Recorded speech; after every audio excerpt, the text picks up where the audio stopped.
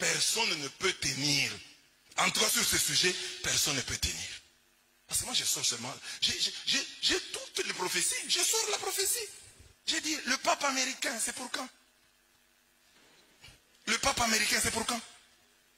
L'archevêque américain Robert Francis Prévost a été élu pape ce 8 mai 2025 et prendra le nom de Léon XIV, a annoncé le Vatican.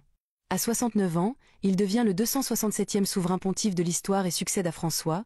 Je crois qu'un de ces glorieux jours, que cette confédération des églises unies se rassemblera et que selon la prophétie, le nouveau pape issu des États-Unis sera installé là-bas. Alors, ils feront une image à la bête.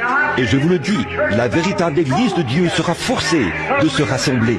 Les vrais, les véritables croyants, qui sont parmi les méthodistes, les baptistes, les presbytériens, les pentecôtistes, les nazaréens, les pèlerins de la sainteté, et que sais-je encore, se rassembleront et seront cimentés par l'amour de Dieu. Ils formeront le corps du Seigneur Jésus-Christ. Tous les croyants et les agnostiques et les esprits superficiels seront mis à l'écart. Ils iront de l'avant et entreront dans la confédération des églises. Et l'autre jour, j'ai lu que même les assemblées de Dieu sont entrées dans la confédération des églises. Oh là là, pour ce faire, il leur faut renier leur doctrine évangélique. C'est vrai, et ils seront obligés de renier tous leurs principes fondés sur les signes et les prodiges pentecôtistes pour faire partie de la confédération des églises. Oh frères, il leur faut renier cela pour avoir du prestige.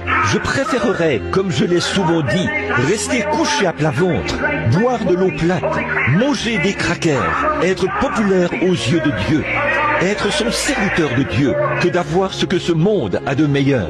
Si je me retrouvais dans l'obligation de faire des compromis sur ma foi dans le Seigneur Jésus-Christ et sa Bible, je crois que ceci est la parole infaillible de Dieu et que chaque parole qu'elle contient est vraie.